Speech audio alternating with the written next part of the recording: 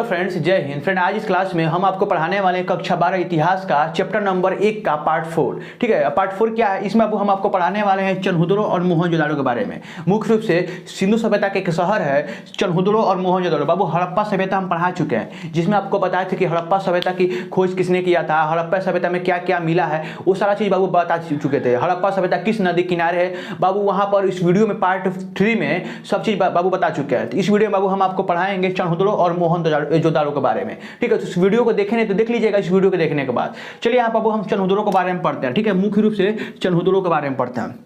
अब यहाँ पर समझना पड़ेगा बाबू चनहुदड़ो है क्या।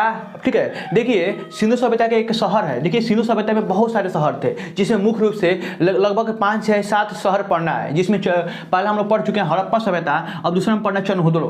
बाबू चनहुदड़ो ना, ये एक किस नदी किनारे पता है? ये आप लोग को पता होना चाहिए, ये है ना सिंधु नदी किनारे। जैसे हड़प्पा सभ्यता बाबू ये रावी नदी किनारे था ना, वैसे ही जो चनहुदड़ो है बाबू ये है सिंधु नदी किनारे। समझिए बढ़िया से। देखिए कहने का मतलब ये है कि जो हम लोग बताए थे पिछली वीडियो में, हम आपको बताए थे कि जो हड़प्पा सभ्यता वो रावी नदी किनारे है और इसकी खोज दयाराम साहनी ने करवाया था, प्लस ये पाकिस्तान में है। ठीक है, ये चीज़ वहाँ पर बताए थे। और यहाँ पे ये भी बताए थे कि यहाँ से बाबू कुम्हार का चौक, वहाँ पर श्रमिक आवास, RH-37 कब्रिस्तान, मतलब बहुत सारा चीज़ मिला था। ताबूत मिला था, वहाँ पर हाथी की खोपड़ी मिला था, स्वास्तिक चिन्ह मिला था, मतलब श्रमिकों का रहने का जगह मिला था, जैसे खुदाई हुआ था। अब देखिए सिंधु सभ्यता, देखिए समझिए सिंधु सभ्यता है क्या, एक बार समझा देते बेसिक तरीके से।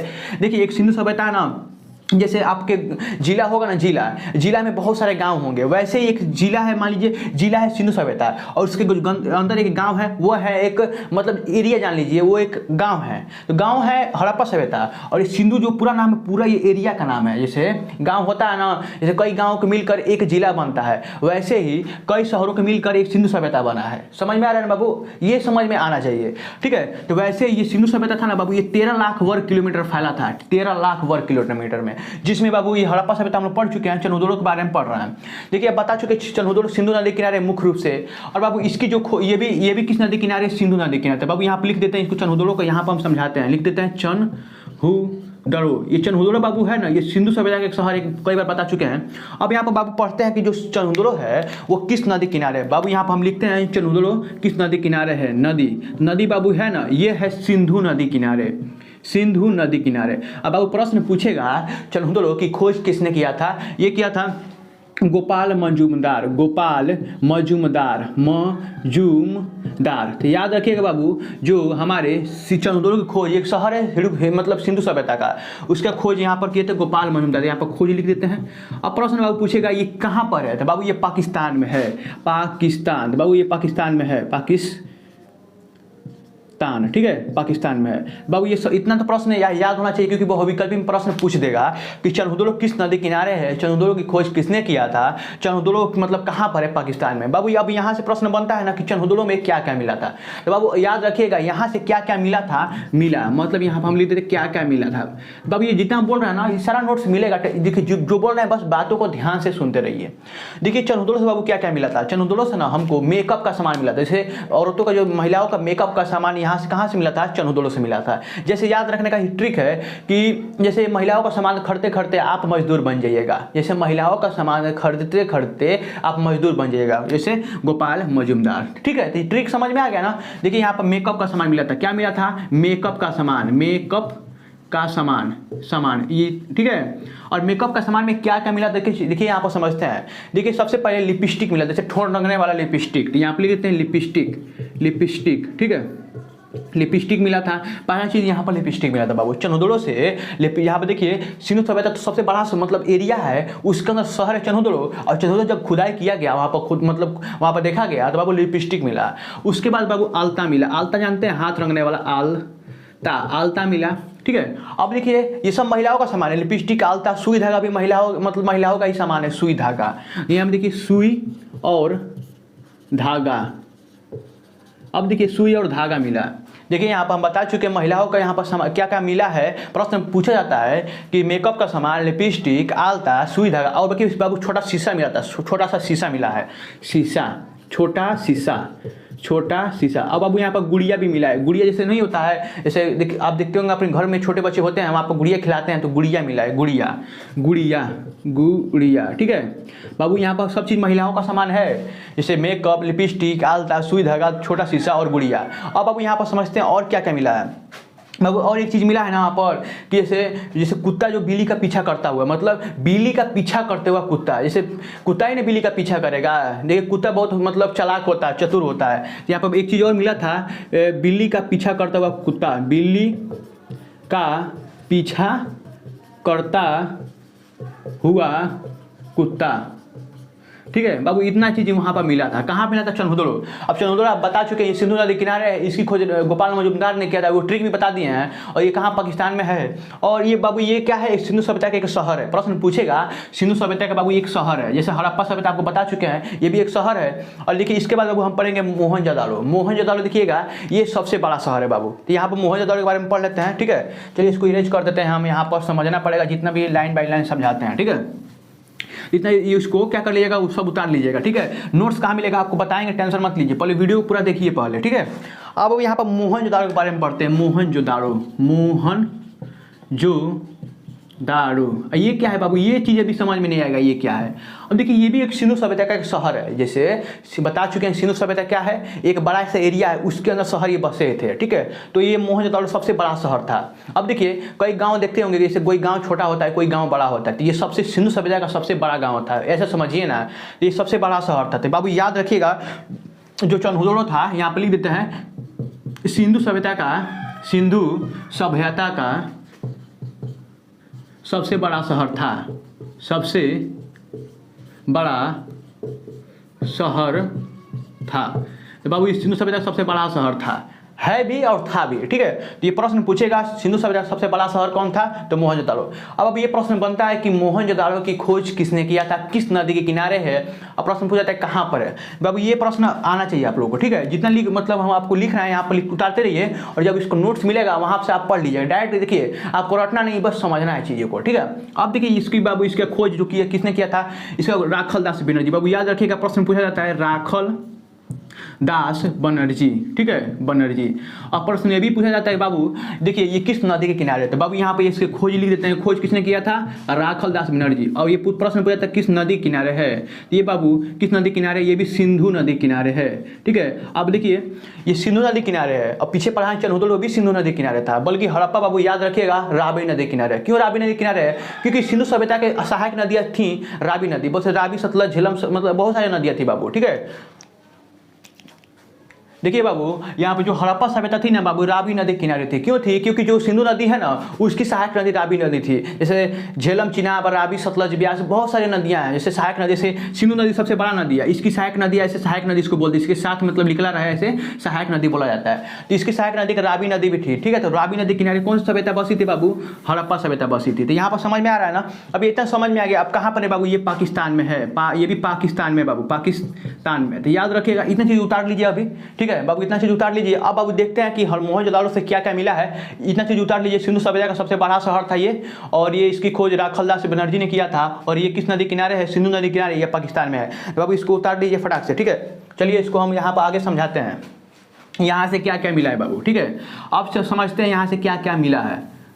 अब बाबू देखते हैं क्या क्या यहाँ से मिला है, वो भी उतार लीजिएगा। यहाँ से बाबू ना एक चीज़ मिला, देखिएगा जब हम हड़प्पा सभ्यता बाबू पढ़ रहे थे ना, उसमें पार्ट 2 में या 3 में है हड़प्पा सभ्यता, उसमें अब हम पढ़े थे कि जो हड़प्पा सभ्यता से एक कब्रिस्तान मिला है, जैसे RH37 कब्रिस्तान मिला है, RH37 कब्रिस्तान। अब ये क्यों मिला है? क्योंकि ना यहाँ के लोग ना मतलब दफनाना जानते थे, जैसे आदमी कोई मर जाता था तो वहाँ के लोग दफनाना जानते थे। बाबू यहाँ पर कब्रिस्तान नहीं मिला है, यहाँ पर लाशों का ढेर मिला है। देखिए लाशों का ढेर का मतलब क्या होता है ना, जैसे कोई हमला होता है तो एक जगह लोग मर जाते हैं, लाशों का ढेर हो जाता है, किसी का पैर नहीं है, किसी का हाथ नहीं है, किसी का सिर नहीं है।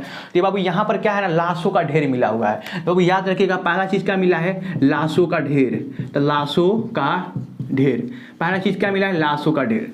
प्रश्न पूछेगा देखिए लाशों का ढेर कहाँ मिला है, मोहनजोदाड़ो से। अब प्रश्न ये पूछता कि मृतकों का टीला, जैसे अब लाश इकट्ठा होता जाएगा तब बाबू यहाँ पर मृत लोग इकट्ठे होता जाएंगे तो टीला एक बन जाएगा, तो यहाँ पर मृतकों का टीला। तो मृतकों का टीला बाबू ये वर्ड याद रखना पड़ेगा, मृतकों का टीला। मृतकों का टीला कहाँ से प्राप्त हुआ बाबू? मोहनजोदाड़ो से। अब बाबू ये भी पूछेगा कि सिंधु सभ्यता में ना एक जैसे यहाँ पर जैसे हड़प्पा सभ्यता में अन्नागार मिला था, जैसे अनाज रखने का जगह मिला था, यहाँ पर सबसे बड़ा विशाल अन्नागार मिला था। मतलब विशाल अन्नागार पूछेगा तो मोहनजोदाड़ो मारेगा, सिर्फ अन्नागार पूछेगा तो हड़प्पा मारेगा, हड़प्पा सभ्यता पे मिला था। तो बाबू यहाँ पर लिखे विशाल अन्नागार मतलब अनाज रखने का जगह, अन्नागार। अब ये अन्नागार को बाबू बड़ी इमारत बोलते हैं। सिंधु सभ्यता की सबसे बड़ी इमारत, बाबू ये प्रश्न पूछा जाता है कि सिंधु सभ्यता की सबसे बड़ी इमारत किस शहर में मिला था बाबू? तो मोहनजोदाड़ो में। तो बाबू ये इसको बड़ी इमारत, इसको बोलते हैं सिंधु सभ्यता का, ये सिंधु सभ्यता का ये सब शहर है ना, इसको सिंधु सभ्यता का सबसे बड़ी इमारत बोलते हैं। सिंधु सभ्यता का सबसे बड़ी इमारत, सबसे बड़ी इमारत। तो समझ में आ रहा है ना बाबू, ये सिंधु सभ्यता सबसे बड़ी इमारत यहीं से मिला था। तो विशाल अन्नागार का मतलब समझ में आ रहा है। अब बाबू यहाँ पर ना, यहाँ पर देखिए सिंधु सभ्यता का अच्छा यहाँ पर गलीचा मिला था, सिंधु सभ्यता का गलीचा। तो बाबू सिंधु सभ्यता का अच्छा गलीचा, जैसे गलियाँ अच्छे मतलब अच्छे ढंग से थी। तो यहाँ पर बाबू याद रखिएगा कि जैसे सिंधु सभ्यता के शहर है मोहनजोदाड़ो। अब मोहनजोदाड़ो में एक शहर है, और शहर में बाबू ना वहाँ ना जो जैसे गलियाँ थी ना अच्छी से थी, मतलब जैसे गली आपके गाँव में गली उली होता है, तो यहाँ पर सिंधु सभ्यता का गलीचा। यहाँ पर प्रश्न पूछेगा कि सिंधु सभ्यता का गलीचा, तो सिंधु सभ्यता का गलीचा इसको किसको बोला जाता है? मोहनजोदाड़ो को बाबू। तो याद रखिएगा सिंधु सभ्यता गलीचा मोहनजोदाड़ो को बोला जाता है। अब अभी यहाँ से ना एक चीज़ और मिला है, बहुत सारा चीज़ मिला है, अभी आपको लाइन बाय लाइन याद करना पड़ेगा, ट्रिक बताएंगे कैसे याद होगा, ठीक है, टेंशन मत लीजिए। सिंधु सभ्यता गलीचा कहाँ से मिला है बाबू? मोहनजोदाड़ो से। अब यहाँ से एक चीज़ और मिला है, क्या मिला है बता देते हैं आपको। यहाँ पर ना देखिए जैसे कांसे की नचनियाँ समझते हैं, जैसे यहाँ पर वहाँ पर मातृ देवी की मूर्ति मिला था हड़प्पा सभ्यता में, वहाँ बताए थे। यहाँ पर कांसे की नचनिया, जैसे एक नाचती हुई एक मतलब लेडी है, ऐसे करके नाची हुई है। तो यहाँ पर प्रश्न पूछेगा किस मिट्टी का नहीं बना था बाबू? कांसे का बना जाता। प्रश्न पूछेगा भी कि कांसे के लोग कहाँ के परिचित थे? मोहनजोदाड़ो के लोग कांसे से परिचित थे, मतलब कांसे का जानकारी उनके पास था। तो यहाँ से प्रश्न बनेगा कांसे की नचनिया, कांसे का नर्तकी, कांसे का नचनिया बोला जाता है। तो नचनिया का आप वर्ड समझ लेंगे, बाकी नर्तकी समझ में नहीं आएगा। नर्तकी का मतलब नचनिया होता है। तो कांसे का नर्तकी, तो बाबू याद रखिएगा नर्तकी, कांसे का नर्तकी कहाँ मिला है? मोहनजोदाड़ो से। बाबू नोट्स कहाँ मिलेगा वो सब चीज़ बताने वाला है। अब बाबू यहाँ पर एक चीज़ और मिला है ना, क्या मिला है? देखिए हाथी, वहाँ पर स्वास्तिक चिन्ह वहाँ भी मिला था और यहाँ पे मिला है। तो कैसे? यहाँ पर पुरोहित आवास मिला है। पुरोहित आवास का मतलब जानते हैं? पुरोहित आवास जिसे हमारे जो पंडित विद्वान पहले लोग थे तो वहाँ पर रहते थे। तो पुरोहित आवास से पुराने मतलब बड़े बड़े आदमी को रहने का जगह। तो बाबू यहाँ पर पुरोहित आवास मिला है। पुरोहित मतलब पुराने लोगों का आवास। यहाँ पर बाबू याद रखिएगा पुरोहित आवास मिला है, ठीक है। पुरोहित आवास कहाँ मिला है? मोहनजोदाड़ो से। अब एक चीज़ और बहुत सारा चीज़ मिला है, यहाँ पे इसको नोट्स कर लीजिए, ठीक है, रहने दीजिए। हाँ यहाँ पर हम समझाते जाते हैं। पुरोहित आवास मिला है कहाँ से? मोहनजोदाड़ो से। अब अब यहाँ पर देखिए जो हमारे पंडित लोग, पुरोहित पंडित लोग रहते थे, वहाँ पर पंडित ब्राह्मण लोग रहते थे। तो देखिए पुरोहित आवास जैसे ब्राह्मण लोग की सूती वस्त्र पहनते हैं, तो यहाँ बाबू यहाँ पर सूती वस्त्र पहनते हैं ना, तो सूती वस्त्र पहनने के लिए यहाँ पर सूती वस्त्र यहीं से मिला है। तो सूती वस्त्र कहाँ से मिला है बाबू?